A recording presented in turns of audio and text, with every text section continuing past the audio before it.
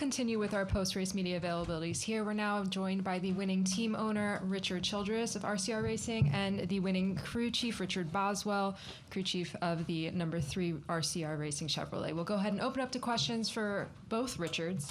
And if you have a question, please just raise your hand. We'll start over here with Jacob.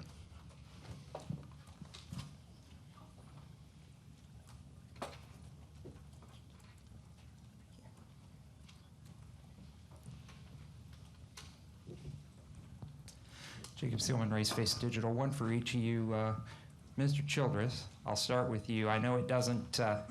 I know it doesn't give you back what you lost last year, but does coming back here, getting a win, Austin being back in the playoffs, at least help tonight?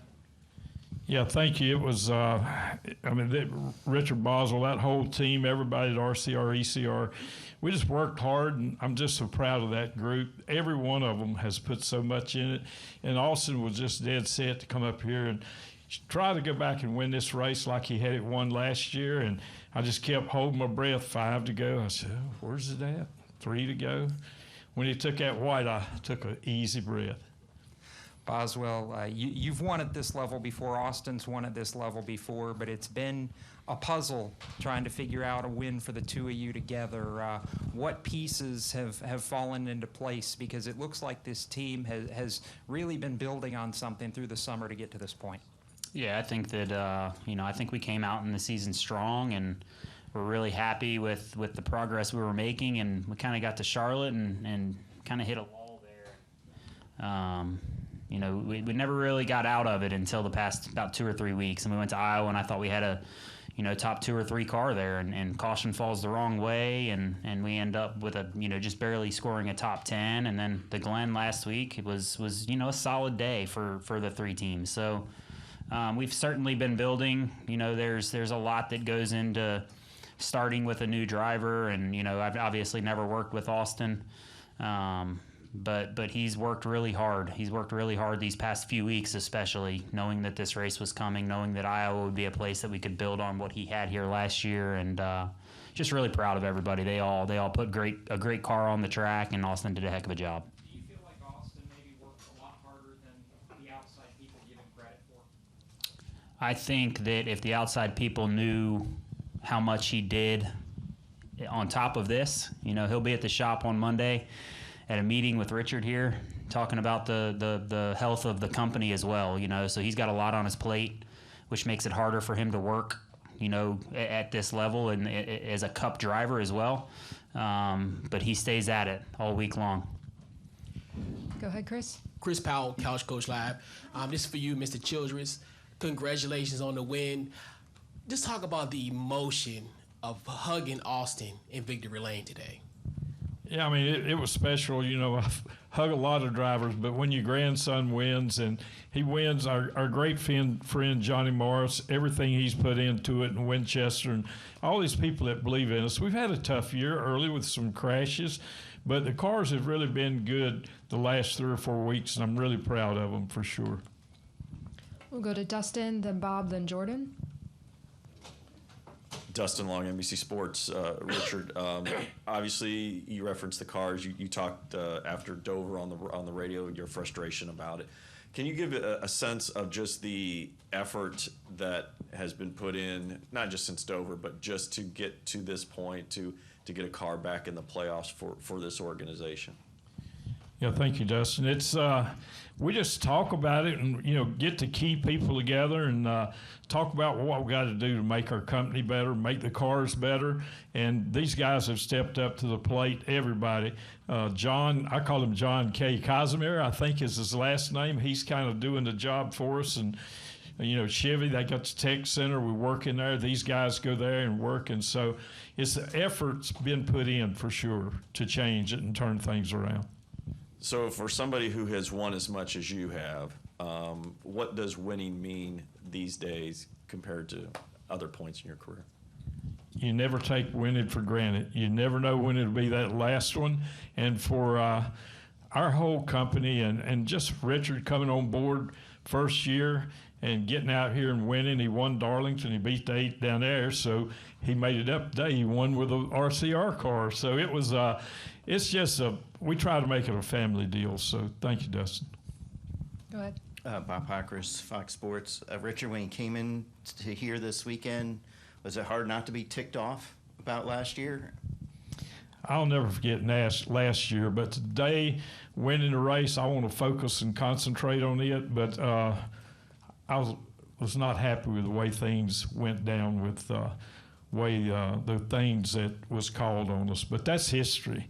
Let's look at tonight. Tonight was a great night. Watching him and Blaney race, that was one heck of a deal. I was a race fan at that time watching them. I wasn't, I said, man, somebody texted me and said, I like Blaney, but tell him let's go. So you won't look at this as like redemption for last year? Sir? You won't look at this like redemption for last year? No, we just look at this as a win, and these guys have worked so hard for it.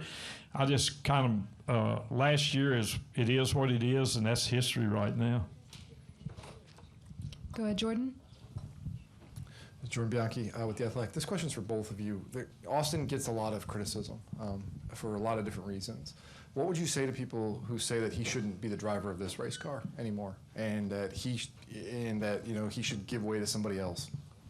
Can you answer that one? I can't hardly hear it. You may have to ask me again. Yeah, no, I think that, look, Austin Dillon is Richard Childress' grandson, and I can promise you that if I had the means in 20 or 30 years to put my grandson in a car, and he proved to me by winning truck championships and Xfinity championships that he could compete at this level, I'd damn sure do it. So anybody that says he doesn't deserve to be at this level, just look at the 30 or 40 laps he raced side by side with Ryan Blaney, he's won a Cup championship, right? So he raced door to door with a Cup champion. He beat him at the end. Yeah, we need to run better, right? We need to be more consistent, and we need to run better. But anybody that says that he can't do it is just not looking at the facts. Yeah, Austin has earned his way. From the time we put him in the Bandolier car, I said, you guys have got to earn your way. He went out and won a truck championship, went out and won a Xfinity championship. He's won races in everything he's ever driven, from dirt on up, and he's earned his way. They're going to give you criticism because he is my grandson, but we take it. It's just the way life is, and you can't be burdened down by what people say. Do what you do and move forwards. Well, I think he's won 20-some NASCAR races, so, probably maybe pushing 30. I don't know the number, but he's won his share. This organization has a history of when it gets knocked down, gets back up and swings back. Do you feel like tonight was another example of that? Yes, most definitely. And all the credit goes to all the people at RCR, ECR, all the companies surrounding us that make it happen. It's a pleasure to see all of them rewarded for the hard work they do. I know we got a few questions around the room, so we'll do our best to make our way. We'll come to the middle here, and then we'll come over to Michael. Okay. This question's for Richard Childress about Richard Boswell. I had a chance to talk to Austin earlier this week, and he shared with me what Richard Boswell brings to RCR. From your perspective as a car owner in your many years, what does Richard bring to the organization as a whole and the spillover to the other teams as well? You got to have racers in your organization. Richard's dad raced, he raced. He's a racer, and he knows what it takes to win, and he works as hard as anyone I've ever had there that we got there now.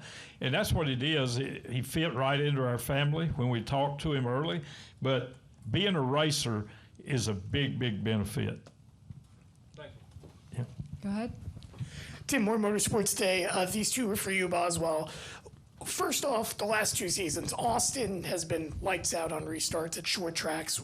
From your perspective, what is it that makes him so successful on those restarts? And what does it tell about Austin when he's not only able to keep his tires on it, but be able to put himself in the best position possible at these style of races? Yeah, I think just growing up racing on these short tracks like he did is helpful for him. I think he has an added level of confidence when he comes to these tracks, which we all know is huge.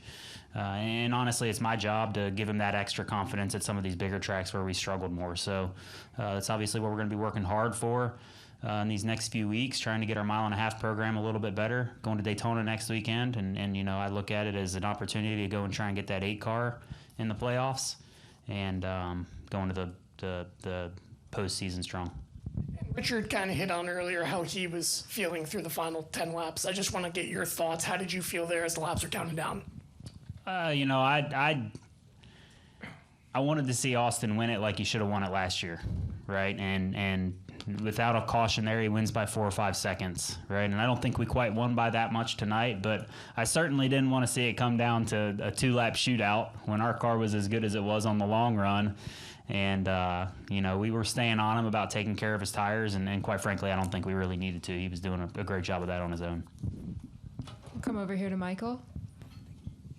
Michael Massey, front stretch. Boswell, this is the second year in a row you've kind of had a walk-off win to get into the playoffs. Like, can we call you clutch now? What is it about the end of these regular seasons where you're buckling down and getting that W? Yeah, I mean, I can certainly tell you it has nothing to do with me. It has everything to do with a great group of people, you know, and I've always just been raised and taught to surround yourself by like-minded people and great people. And, you know, this team, you know, I was a part of an amazing team at Stewart-Haas Racing last year on the 14 car, and this group is no different, you know. So we've got a bunch of new guys this year on the 3, and everybody works so well together that really this is a credit to all those guys that build these race cars, the engineers that work on them, the pit crew that pits them. Obviously, Austin did an absolutely amazing job tonight. So really, it's I'm a very small part of it. And Childress, it's the first time y'all have won back-to-back Richmond races since Dale Earnhardt 34 years ago. So who's better at Richmond, Dale or your grandson? They both are good at Richmond. I wouldn't take anything away from either one of them. I'd say, you know, I miss Dale today like I did the day we lost him, and he was a hell of a race driver. That's all I can say there. We'll come to the back, and then we'll make our way around the room over to Matt and Holly. Jordan Bonner, ESPN Richmond, here in the back. This is for both of you, I guess. What is it about Richmond that when you guys unload, you seem to have just that extra confidence? Or, you know, I don't know what it is, but you have the speed and you have sort of a dominating performance like you did. So are you able to pull data from other races like Phoenix or Iowa or New Hampshire to kind of dial in the setups for those cars? Or what is it just about this place that sets the stage for you guys to have success? You know, I wished I could answer that, but, you know, everybody just works so hard. And when we come here, I can look back at, you know, Kevin Harvick and all the different ones that's won here with us. And I think Clint Boyer won here one time. So, I mean, this has just been a great racetrack for RCR. And, yeah, when you win, you got confidence. But we're doing a lot of things. We got more changes that we got to make. We know our weaknesses right now at RCR, and we're working to get them better. This car is so engineer driven. We got to get a little more on our engineer. John has done a great job for us, and moving forwards, you're going to see a better RCR. Yeah, I think, you know, to add to what Richard said, you know, after watching, obviously I wasn't here last year, right? So I definitely wasn't a part of that puzzle. But we would have been silly to come back much different. And there obviously was a little bit of a different tire. And, you know, we have great engineers. We have great support from the folks at GM to help us understand the differences in those tires. And, you know, really I knew coming into this race that it was just going to be about making the right decisions. With the little bit that we would change, and you know, obviously Austin has a ton of confidence coming to this place. So when you put those two things together, great race cars, great people, and a great driver, the results kind of speak for themselves. And then a follow-up from Mr. Childress to kind of piggyback on the Dale Sr. question. You know, we've kind of seen both sides of it. I just wanted to rattle his cage a little bit last year, and then this year it's more, you know, clean racing, hard racing, but you had the car. So to see it on both ends, did you kind of have Dale Sr. in your mind as the laps were counting down, and then to see the 3 in victory lane here in Richmond, where it seems like, the fans really hold that number and Dale Sr. in high regard? Yeah, I mean, everything you said, I agree with. It's just one of them deals that you come up here with confidence. One thing I've overlooked is the calls that he made today. This was a strategy race, as you could see throughout, and the calls that he made, the timing that he made to make him calls, I think that played a huge role in winning the race. Had a good car, but when Richard made the calls he made to put him in the position, I went in, we talked about it. It's going to be strategy. Do you run it? Whatever you do. And he just made some great calls today. We'll come over to Matt and Holly, and then we'll wrap up front with Randy. Matt Weaver, Sporting News, one for RC and one for Boswell. RC, from the very moment you guys won here last year, it felt like the dark cloud was over it, and you weren't able to really fully enjoy it. So I'm curious, one, did you guys ever celebrate? Were you able to celebrate last year? And how comforting, I guess, is it that this year there's no dark cloud? You guys can go and celebrate this, have a good time? Yeah, that's a good question. Yeah, we celebrated. Trust me, we celebrated that win. If you get a win, however you get it, I've seen them same guys do the same thing to get wins. And but I just try to put that behind me. We did party and have a good time. We won the race last year, and to win it this year, the way Richard and these guys did, that's just icing on the cake this time. For Boswell, like you said, you weren't here, so you don't have the context or the perspective of back to back. But I'm curious, when you walk in the door, how quickly did it take for you guys to hear about Richmond, and how much did that guy right there tell you, hey, this is one we're going to circle and we need to go back and go back to back with you too?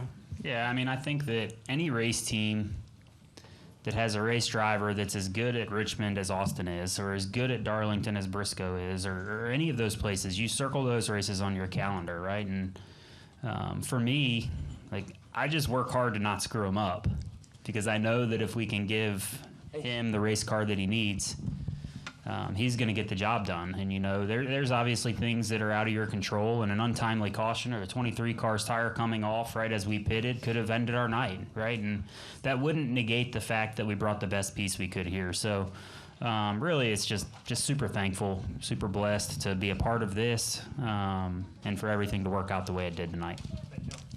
Really quickly, we are now joined by tonight's race winner, Austin Dillon, driver of the number 3 RCR Chevrolet.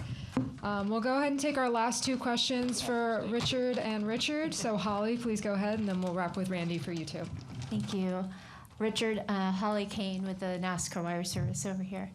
I was going to ask you this before Austin got in here. I know you said you didn't see this as a redemption type of thing, but do you think Austin kind of approached this with, I'm going to win this race? Yeah, I know we've talked about it a lot, and to get it done, he did a great job. But redemption, it's you can call it whatever. But tonight, Austin Dillon won the race, and he won the race last year. It was just under different circumstance, and it was 2 wins. And they asked if we celebrated. We had a great celebration after last year's win. We'll come over here to Randy.